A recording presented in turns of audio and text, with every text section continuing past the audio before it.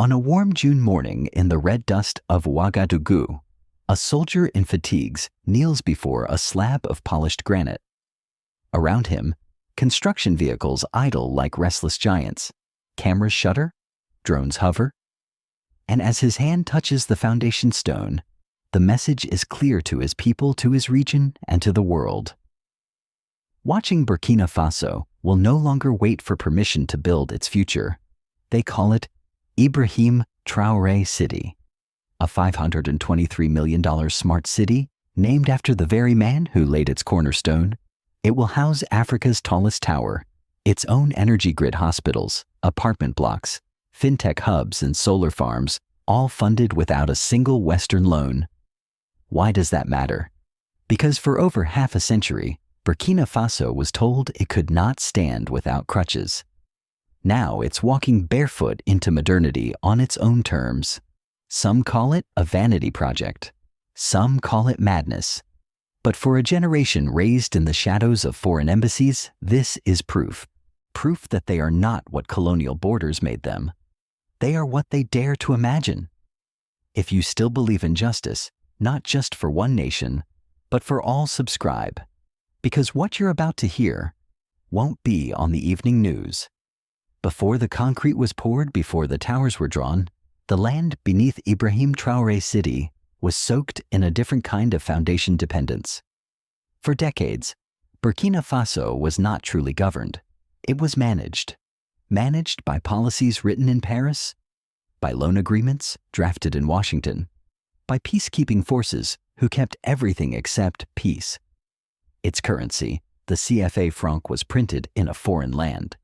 Its mining contracts lined pockets far beyond its borders. Its development was always spoken of in the future tense, as if its people were not yet ready. This is not just Burkina Faso's story.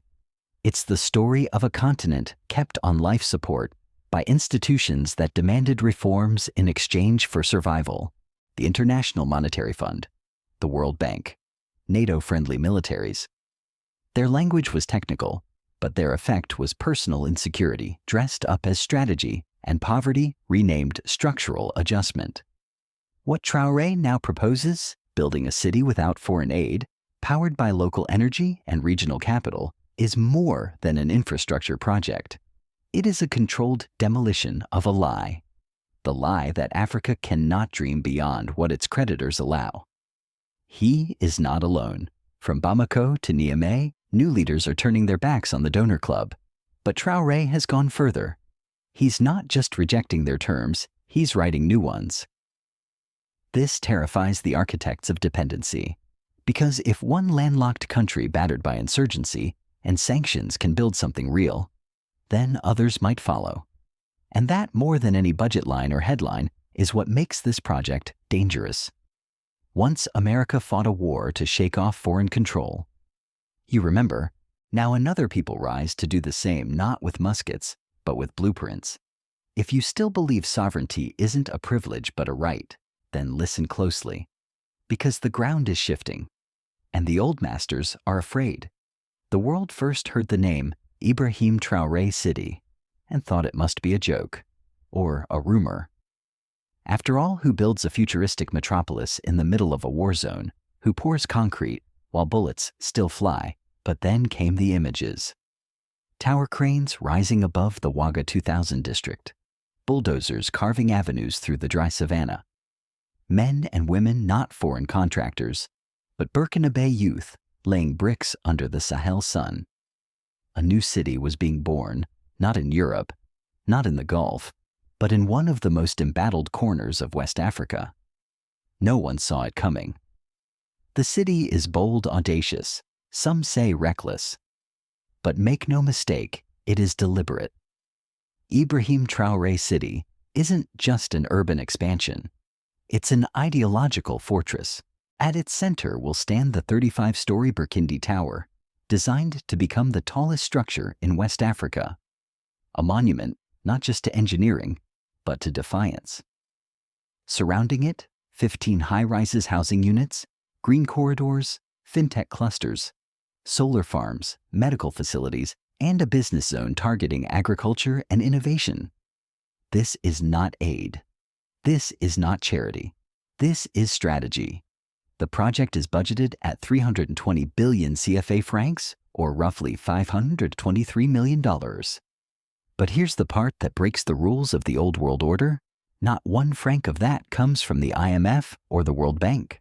No strings, no Western signatures, no conditional reforms. Instead, the capital comes from a new alliance, regional partners, African investors, and public-private consortia that are tired of being told what's possible. Insiders say Burkina Faso banks, Pan-African venture funds, and diaspora contributions all play a role. The message is clear. Africa will no longer mortgage its future to outsiders who never paid its past. In one speech, Traore put it plainly, "We are not here to negotiate our dignity. We are here to build our destiny." And yet, not everyone claps. Critics both inside and outside the country raise urgent questions. Can a nation fighting insurgents afford skyscrapers? Is this a distraction from deeper problems? Is it wise or dangerous to name a city after a sitting leader? Some warn of a cult of personality, a power grab disguised as patriotism. Others see echoes of Mobutu or Mugabe men who built statues while their people starved. But Traore's city is not a statue. It is a machine designed to create jobs, attract regional capital, and end Burkina Faso's dependence on raw exports. By focusing on tech logistics, agriculture, and energy, the city aims to reverse a century-old pattern extraction without transformation. This isn't just about building in Africa. It's about building for Africa and by Africans. Even the city's energy system is revolutionary. Unlike the rest of the country plagued by blackouts and reliance on foreign grids, Ibrahim Traoré City will be powered by solar farms and microgrids. This is about more than electricity. It's about liberating light itself from the colonial supply chain, and here lies the quiet genius. This project is not being built for tourists, not for diplomats, not even for headlines. It's being built for a generation that grew up hearing they had nothing. A generation raised among fuel shortages, school closures, and broken promises, now finally watching cranes rise above the dust. Traoré knows symbolism matters. In choosing to name the city after himself, he's staking his legacy not on speeches, but on concrete. If it fails, he will wear it, but if it succeeds, the city will stand as proof that sovereignty can be seen. Already youth groups across the Sahel are calling it Africa's Wakanda, not because of fantasy, but because of function. A city designed to be independent economically, energetically, ideologically. This isn't what the West expected from a captain in fatigues. They expected another coup maker, another strongman. What they got was an architect of something new. And this, more than the budget, more than the tower, is why the city matters. Because when you've been denied dignity for so long, building your own skyline is an act of war. And in this war, concrete is a weapon, steel is a statement, and every rooftop solar panel is a flag planted in the soil of sovereignty. They didn't see this city coming. Now they can't look away. From a distance, it looks like a skyline. But look closer and you'll see something else. Not just glass and concrete, but memory, defiance. A question staring back at every capital that once told Africa what was impossible. Ibrahim Traoré City is not just a development project. It is a mirror held up to centuries of broken treaties, forced development partnerships, and infrastructure built for everything except the African people. It reflects the arrogance of powers that told African nations, "You are too poor to build on your own, too unstable to dream, too young to lead." And in return, Burkina Faso says, "Watch us." The symbolism runs deeper than blueprints. Take the Burkina Tower, for example. The tallest building in the region, not imported steel shaped by foreign architects, but a structure inspired by traditional Burkina Faso motifs. It's an act of cultural rebellion, blending indigenous aesthetics with modern ambition. or the energy grid designed to be completely self-sustaining, relying on solar farms, batteries, and microstorage networks, all bypassing the fragile centralized system inherited from colonial engineers. It doesn't just power homes, it powers pride. Every corner of this city is an answer to a long-standing insult, the idea that Africa must choose between tradition and progress. Traore refuses that false choice. The roads are wide enough for electric buses. The water systems recycle. The apartments are built with local materials. Even the construction workforce is homegrown, with thousands of young Burkinabe being trained in modern engineering and urban planning. They aren't just building a city, they're building capacity. They are becoming the architects of their own destiny. And this is what frightens the old powers, not the bricks, not the budget, but the idea that African cities can be more than post-colonial traffic jams, that they can be designed, not inherited, that they can reflect African values, African rhythms, African priorities. For decades, Western-backed city planning in Africa was about containment. Keep labor near the factories. Keep poor neighborhoods out of sight. Keep embassies safe. Build malls, but not libraries. Roads, but not routes. Ibrahim Traoré City reverses that equation. At its center, a knowledge district with libraries, tech incubators, and schools. Nearby medical centers designed to end the country's dependence on overseas treatment. Parks and pedestrian zones for communities, not corporations. A performing arts complex to celebrate identity, not erase it. This is not nostalgia. This is insurgent planning, a revolution in concrete. But here's the paradox. As the city reflects African pride, it also exposes African pain. Because when you look into this mirror, you see everything the continent was denied. You see the infrastructure that was always promised but never delivered, the power grids that were sabotaged by debt, the innovation districts that were shelved for extractive mines, the dignity that was lost, not because it never existed, but because it was systematically buried, and now it rises. In Ouagadougou, that mirror makes some uneasy. To see yourself clearly after years of distortion is not always comfortable. Some elites ask, should we really name this city after one man? Some activists whisper about power consolidation, but the youth, the farmers, the roadside vendors, they don't whisper. They say, at least now we see something real. For them, the name Ibrahim Traoré is not a monument to ego. It is a symbol of possibility, because finally, a leader didn't just talk about sovereignty, he built it. Still, not all mirrors are kind.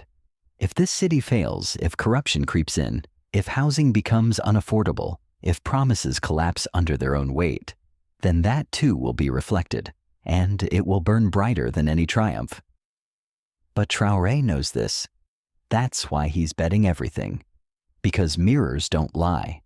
And neither does concrete. This isn't the first time a country tried to reflect something better. Washington, D.C. was once a muddy swamp. Brasilia was born from nothing. Even South Korea's Songdo City was mocked at first. But each was a message. We will define ourselves, not be defined. So when the cranes move across Ouagadougou's horizon, remember they are not just lifting steel. They are lifting an image of Africa the world was never supposed to see. An Africa that builds, an Africa that remembers, and an Africa that finally unmistakably recognizes itself. The blueprint is visionary. The concrete is real. But the land it rises from is trembling. Burkina Faso is still at war. It's a war without fronts, without uniforms, without rules. Insurgents control parts of the north and east. Villages are emptied. Roads are ambushed. Markets go silent. And amidst that chaos, cranes rise. Critics say it's madness. They ask, can you build a city when your country is burning? But perhaps that's the wrong question. Perhaps the real one is, can you afford not to build? For over a decade, Burkina Faso was trapped in a defensive posture, waiting. reacting, hoping for foreign boots to fix what foreign policy broke. The result: a deeper spiral of insecurity and dependence. Ibrahim Traoré's gamble is that you don't wait for peace to build you. Build to create peace, but it's a dangerous bet. His administration is stretched thin. Military restructuring is underway. Civilian military coordination zones have been established. Local intelligence networks are forming. But trust takes time, and the enemy isn't waiting. In the shadows, both insurgents and international critics watch, ready to point and say, "We told you so." The economic strain is real too.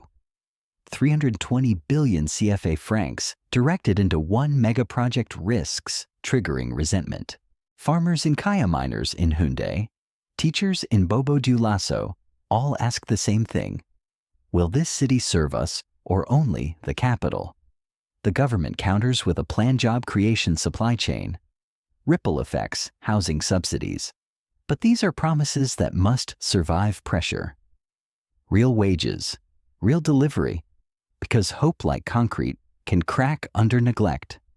There is another layer to the siege, less visible but just as corrosive: the siege of perception. Western institutions have not openly condemned the city, but the silence is loud. Financial publications cast doubt. Risk analysts whisper of ratings downgrades. Former allies question governance. The IMF, conspicuously absent, sends indirect signals: don't stray too far from the script. But Traoré already has. He's building with no Western funding, no EU infrastructure loans, no French construction monopolies. To the old power structure, this is more threatening than any coup. Because if a fragile nation landlocked under sanctions and mid-conflict can build independently, then what excuse remains for others? What excuse remains for Nigeria, still dependent on shell-built grids? For Ghana, negotiating loan terms before laying fiber optic cable? For Kenya, trading sovereignty for foreign roads? If Burkina Faso succeeds, the model changes. If it fails, the message is reinforced: don't try. That's why the stakes are so high, and Traoré knows it. In private aides say he views the city as a lighthouse and a lightning rod. It must shine, but it will also attract storms. Public expectations are volcanic. Supporters see the city as a second independence. If it delivers affordable housing, jobs, reliable power, then the narrative of a new Africa becomes irreversible. But if it becomes another elite enclave, another over-budget ghost town, the backlash will not wait. Already, opposition voices are sharpening. Some within Burkina Faso's old political class quietly sow doubts. Foreign media frames it as a personality cult. Leaked memos speak of unsustainable ambition. But few offer alternatives. Because saying "don't build" is not a plan. It's a sentence. And Traoré's city is a response to that sentence. To decades of being told to wait, to starve now in exchange for aid tomorrow, to give away minerals in hopes of development that never comes. Now he says enough. The siege is real. The pressure is immense. But perhaps Traoré understands something the critics don't. You don't build because it's safe. You build because it's necessary. You build not in spite of fire, but through it. And in doing so, you force the world to ask, what if the most dangerous thing a poor country can do isn't rebel, but succeed? Every empire tells a story about who's allowed to build. Rome had its marble. Britain had its railroads. Washington had its monuments. But when Africa builds and builds for itself, the world grows quiet, nervous, suspicious. Because architecture is never neutral. It is a weapon, a prayer, a flag. And in Burkina Faso, it has become a front line of resistance. Ibrahim Traoré's city is not just a skyline, it's a strategy. Not long ago, African cities were designed for someone else. Their roads led to ports, not people. Their power grids fed mines, not homes. Their maps were written by those who never asked for directions. Now comes a blueprint that does not apologize. At the heart of the city sits the Burkina Business Center 2,000 offices, not for foreign NGOs, but for African startups, agritech logistics, software creative industries, all woven into a hub, built to circulate capital inside the continent, not siphon it out. It's not just a commercial district. It's an economic firewall. Why does that matter? Because for decades, Africa has exported raw goods and imported finished ones, a cycle designed to keep it dependent. Traoré's city flips that model. It prioritizes value creation, manufacturing, innovation. That's not just good economics. That's an act of rebellion. Consider the energy system again. Solar panels, battery storage, smart grids. It's not flashy, it's freedom. Every watt generated locally is a step away from IMF-funded power loans. Every home lit by local energy is one less excuse for conditional assistance. Even the city's transit plan is political. Bicycle lanes, pedestrian walkways, electric buses. This isn't mimicry of Europe. It's a rejection of sprawl economics where traffic keeps labor late, oil keeps elites rich, and cities serve machines instead of people. This is design as a declaration. And the declarations are spreading. In Mali, planners are studying the city's cooperative zoning policies. In Niger, officials speak of energy sovereignty. In Guinea, youth forums debate city-led economic models. What Traoré began as a national project has become a regional provocation. Because if you can design your own city, maybe you can design your own currency, your own school curriculum, your own future, and that terrifies those who once wrote the plans. ECOWAS is watching. France is watching. The US State Department is watching. Not because they fear violence, but because they fear example. Success is contagious. And architecture, once dismissed as cosmetic, now emerges as geopolitical artillery. This isn't new. When Kwame Nkrumah built Ghana's Akosombo Dam, he called it the hardware of independence. When Thomas Sankara paved rural roads with unpaid military labor, he called it the spine of a proud nation. Traoré inherits this tradition. But unlike his predecessors, he is not building in the wake of independence. He is building in defiance. To many people, Africa has been either a place to take things from or a place that needs help. And Burkina Faso has been called the poorest of the poor, the forgotten shadow of the continent. Its deserts get bigger each year. It's the smoke rising from burning dumps at the edge of the city. To the world, these were waste, but to Traoré, they were the last money of survival. Because when the land fails you, when the wells go dry and no one comes to help, they weren't begging for change, they were becoming it. This is not just a story about recycling. This is a story about taking back control. About daring to believe that even what's been thrown away, even a country, and so he made a decision. Burkina Faso would not wait for someone to save them. It would build its own salvation. That decision started a quiet revolution, one not shown on TV, not paid for by billion-dollar promise. Turned garbage dumps into jobs, turned shame into strategy. The government doubled its money spent on recycling equipment compared to the year before, and didn't stop there. They gave small grants to street collectors. They trained young people and sold on world markets. Within a year, the waste business was making over $20 million in value, not from buying things from other countries, but from local work, local knowledge, and local courage. That's the power. This ends with us. From the back streets of Bobo Dioulasso to the waste areas of Ouagadougou, it was women's groups who answered Traoré's call. Not with slogans, but with sweat. They organized door-to-door collection routes, choking goats and clogging drains, and stitched them into dignity. Their products now sit in fancy stores from Dar es Salaam to Abidjan. They didn't just clean the streets, they cleaned the story. And the government saw it, not in hashtags, but in hustle. "We didn't ask for a seat at the table," one said. "We built our own out of recycled wood." And now their impact ripples into the next generation. Schools are including waste business in their classes. Out. Out of villages, out of nations, out of hope. They were told, "Go to Europe, go to America, go anywhere but here, because here the ground gives you nothing." But in Burkina Faso, something shifted, sowing groceries for their efforts.